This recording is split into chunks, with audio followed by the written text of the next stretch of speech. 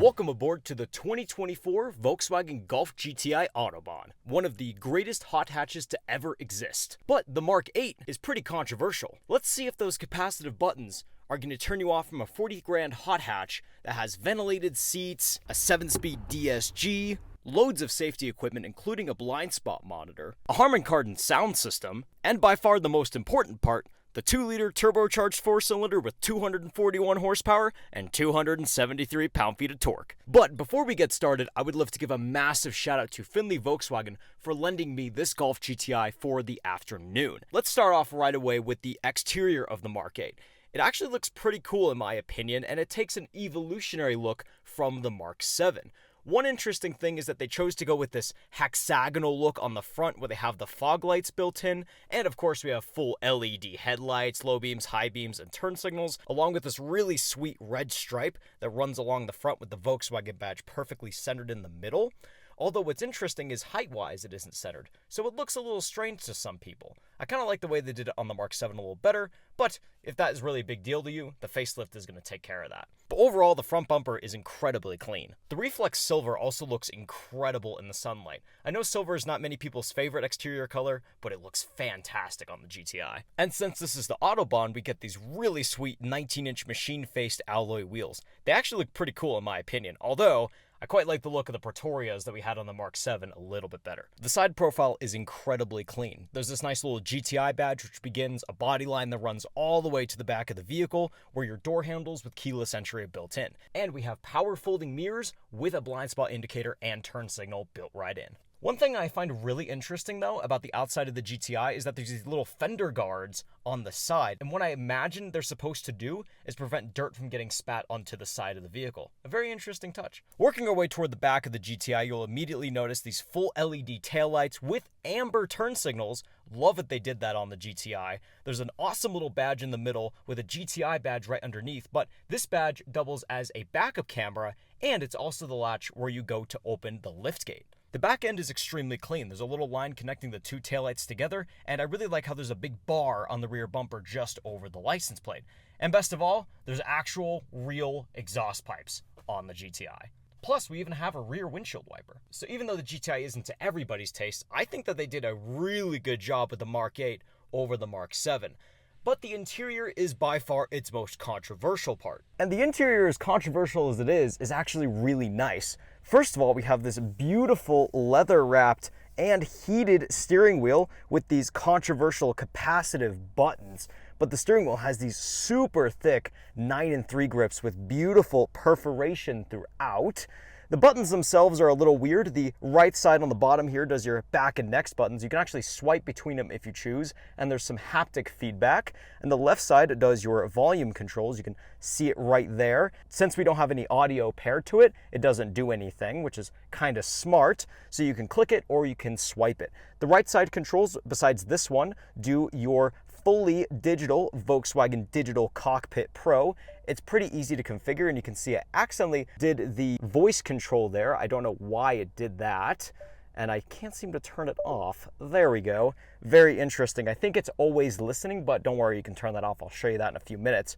But these buttons here allow you to control the right side and change whatever you want here. Let's put it on the G meter. I think that looks freaking awesome. And let's, on the left side, keep the boost, but there's so much other stuff I'll just show you guys. It's incredible what you can put on the display. Where is it? The boost. There you go. That's freaking sick. And then these buttons, the up and down ones, they'll show you a bunch of different information. And look at this, the map fully fills the screen if you want, but it gets crazier than that because if you hit the view button, you can make it so you can see even more of the map, and you can see that mode. I'm not sure what that does, but one of my favorites is this one, which shows your tack right in the middle. That's especially cool on the manual models, which I'm so sad they're getting rid of those after 2024. But overall, it's a very configurable gauge cluster. It's very fun. It does take a little bit of time to adjust between the different modes, as you can see, but it's so freaking sick. And of course, you got the voice button there when it's not actively listening, and there are your 3 tiers of steering wheel heating. Working our way toward the left are all of your cruise controls. This is to turn it on, and you can resume and set just like that. Very nice. The paddle shifters are a little cheap feeling. They got this little plastic, although Sure, you can retrofit that, right? The steering wheel itself, if I put it into my wide angle, is fully tilting and telescoping, so it's very easy to get comfortable in your Golf GTI. And the turn signal stalks feel quite nice themselves. You got your brights. If you hit this button right here, you can change all of your safety assist systems. For example, your blind spot indicator, you can choose what kind of cruise control you want, which a lot of cars don't let you do. So it's nice to see that. On the right side are all of your wiper controls, push back for the rear wiper. Now the interior materials are actually quite nice. We got some soft touch up here and all over the dash. We have this little hexagonal trim, which is kind of a bit of a character taken from the grille. It's just this hard plastic, but it feels quite nice. And working our way to the door panel, we got all your lock buttons here. We got heated, power folding mirrors, one touch down and up for all of the windows, window locks, a nice padded armrest here. There's actually a lot of padding there, and a massive bottle pocket, which also has some nice felt lining. In fact, let me grab my cup and I'll put it in there and show you guys. It actually fits a lot of stuff in there, so it won't really rattle around nearly as much. And the seats themselves are incredibly comfortable. We got these nice big bolsters. We even have memory seats. We have 3 stages of memory seats, which is crazy. And there are all of your power seat controls. The driver's side is fully powered, so you have lumbar support, 2 stages of height adjustment, your recline, and of course the memory seats. And I love the perforation with the red stitching. It just looks incredible. And that carries on to the steering wheel because we have red stitching here and little red bits over here with the GTI badge proudly centered right there. So overall, it's a really well designed interior, and I just love these seats. They're fully perforated. They got a nice GTI badge in the middle, and I think that these are some of the best seats that they've done in a very long time. And working our way toward the middle is the most controversial part by far, this 10-inch screen with wireless and wired Apple CarPlay and Android Auto. I'll take you guys in depth here. So first of all, this is your home screen. You can see we have all the apps you could possibly need. Scroll down, you can see even more stuff. Swipe off to the side here, you can see your map. You can see a couple other things here, and this is my favorite. You can turn off the automatic engine start stop, and there's another screen which shows you even more stuff. And this is your sound equalizer. And because we have the Harman Kardon sound system, we have lots of different levels of adjustment. So you can see the different frequencies and your subwoofer. So that's really fun. There's even presets too. So it's incredibly fun to play around with. I haven't really done so yet, but I might do that later. There's your fader, sound focus, which is quite fun. So you can choose which seats you want to get most of the sound. I mean, for example, I'm a driver. If I don't want my backseat passengers to hear it as much, let's say there's kids back there and they got their headphones in, that might be a nice thing to have. And there's even the surround, so you can change it between stereo. I'm not really sure how this works. This is kind of cool. You can change it between stereo and surround, so we'll definitely mess around with that later. There's your voice operation, and it's kind of funny because if you adjust it, voice operation volume. There's your speed dependent volume increase. I'm going to turn that off actually. I personally don't like that feature. There's a maximum startup volume. There's so many different customizable settings in here. It's very fun to come in here and just play around with everything, but we're not even near done with this yet. You have your climate controls right here. It's very easy to jump from low to high on those autumn days where it's freezing in the morning and hot in the afternoon. It's a little weird having to slide it on a capacitive button, and there's even a shortcut for the heated seats, but they're incredibly slow and laggy. To get to all the climate controls, you just press the climate button right down here and it takes you to everything. There's smart climate, where if you select any of these particular things, it'll adjust the climate control accordingly to make sure you get those things. And there's classic climate, where you can change your air direction, pretty much put it wherever you want, change your fan speed like so. So I can get the AC really blasting through the vents here, which will cause a lot of turbulence inside of the vehicle, but we can turn that off since we are filming. As I'm sure you can tell, it takes forever for it to update. And then there's your recirc and pretty much everything you could possibly need. And then there's this thing called air care. Now let's go ahead and show off what air care is. Fine dust particles and pollen are filtered out of the vehicle interior air when you activate this function. I believe it just filters out the worser parts of the air. I'm not really sure how that works, but it's a very interesting thing there. That's the climate controls. Here's where you go for your CarPlay. Navigation's pretty straightforward. Your map's right there. It takes a little while to load, and that's really the theme of this infotainment system. But my favorite part is the ambient lights. You can see there's so many different possible settings. There's infinity, eternity, desire, euphoria, vitality, and my favorite, which is custom. And if we go here to the custom, you click on that thing right there, you can change between so many different possible combinations of where you want the color to be. For example, I love the color blue, but I also love the color yellow. Let's go ahead and represent for Sweden real quick, and we'll go ahead and make our car IKEA spec.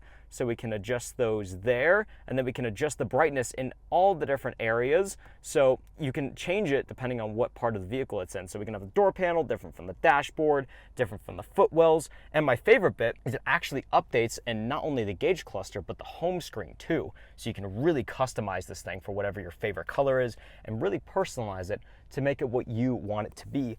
And I'm gonna try and point my camera in some certain areas where you can see the ambient lighting. If I turn on the headlights with the capacitive buttons, I'll get to those in just a second. Yeah, that's another thing I want to talk about real quick too. Let's just go ahead and talk about the headlight controls, because they are all capacitive, and your max windshield defroster and rear defroster are in there too. It's so freaking easy to automatically press that button as I just did right there. It's so silly how that is. There's your auto lights, all of your lights, parking lights, or just no lights at all, and there's your fog lights. So pretty easy to adjust, but again, the fact that it's capacitive makes it very easy to mispress like I just did right there. Anyway, back to the ambient light. You can see it just underneath there, and it's pretty nice, and it's gonna look much nicer at night.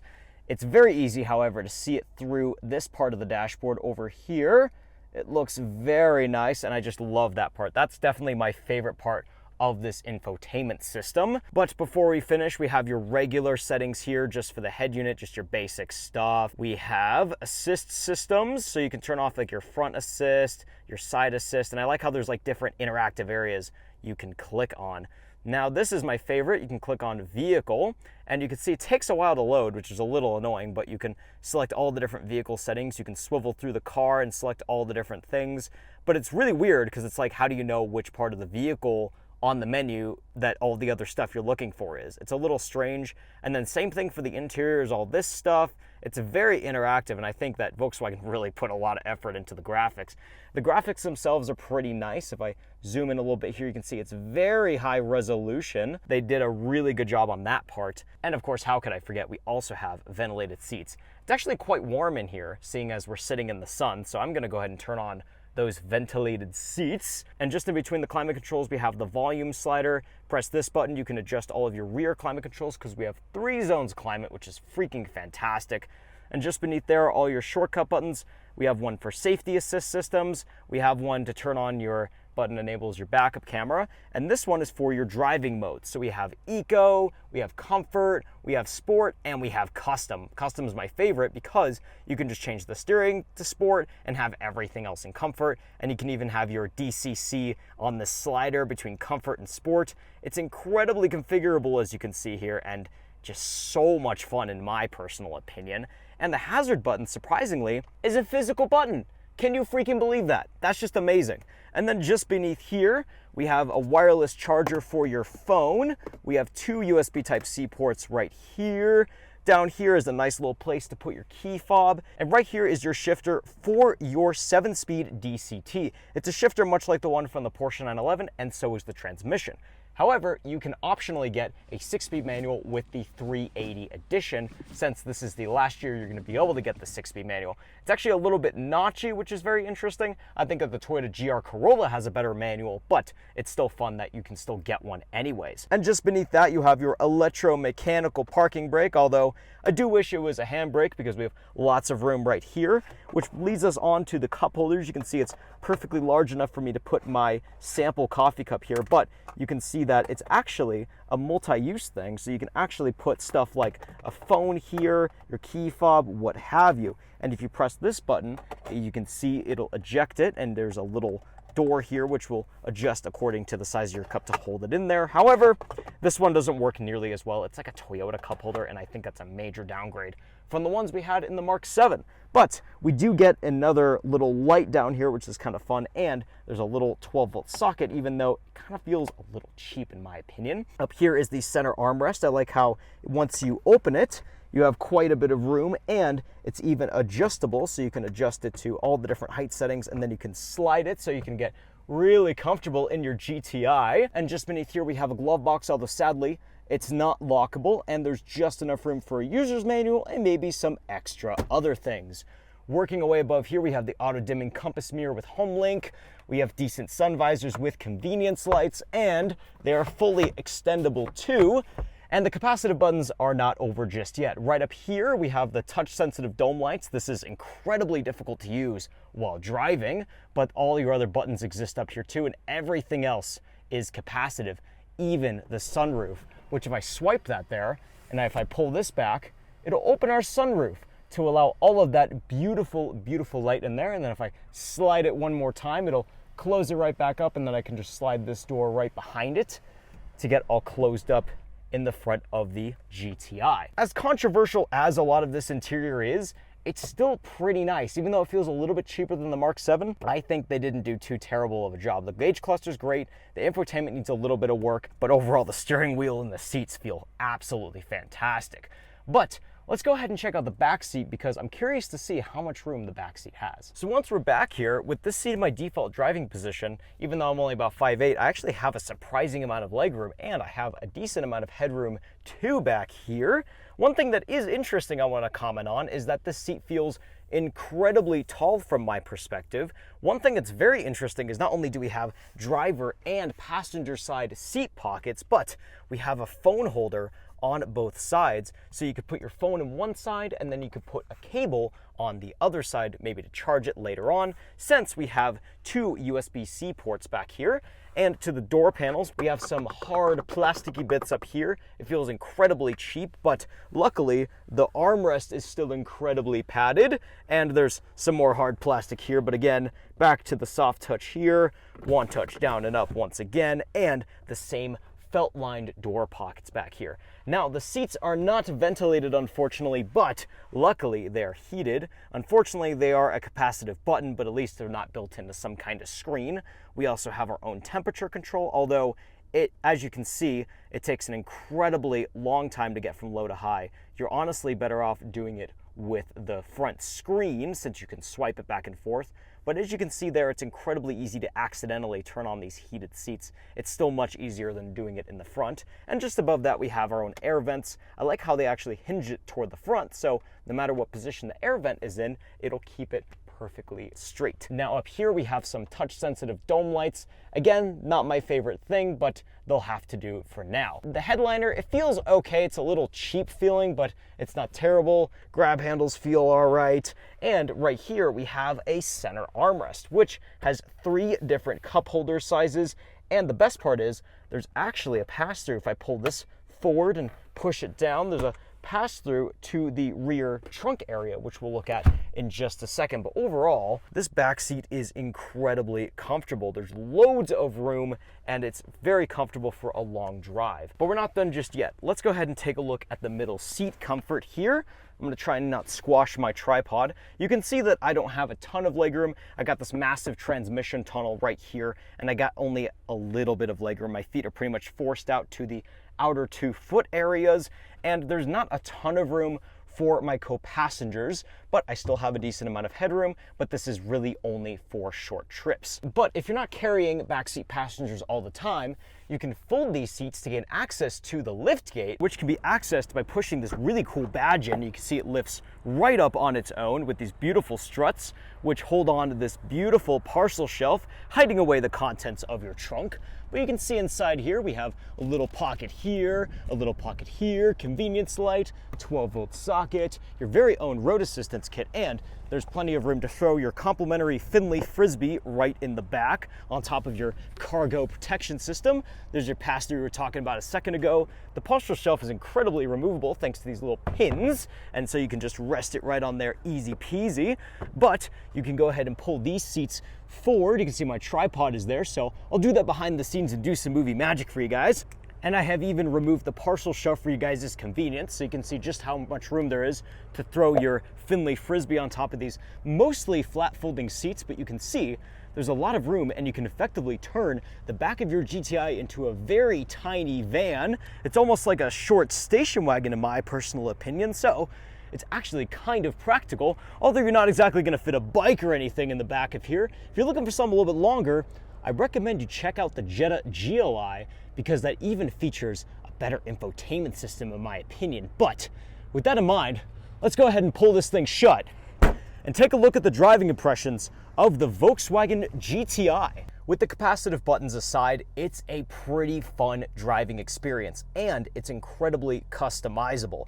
The steering wheel actually feels fantastic, like I said earlier. The paddle shifters are a little cheap feeling, but overall it's a great steering wheel. Again, the one downside is having those capacitive buttons. I'm so glad they're getting rid of these on the 2025 GTI, although unfortunately, they're getting rid of the optional manual transmission. But the steering feel is pretty good. It's pretty light right now since we're in the comfort setting, but if I hit the mode capacitive button here, we can go into custom and we can adjust everything. So like I said earlier, my favorite part is you can adjust the dynamic chassis control, and then you can adjust the steering, drivetrain, engine sound, adaptive cruise control, light assist, and your climate control. So overall, it's a very customizable drive. Obviously, sport's gonna be the funnest mode, and in sport mode with the 241 horsepower, this thing is incredibly hoonable and incredibly quick, almost to the point where I would say you don't even need a Golf R. One of my favorite bits is it even shows the PSI of boost you have in here too. So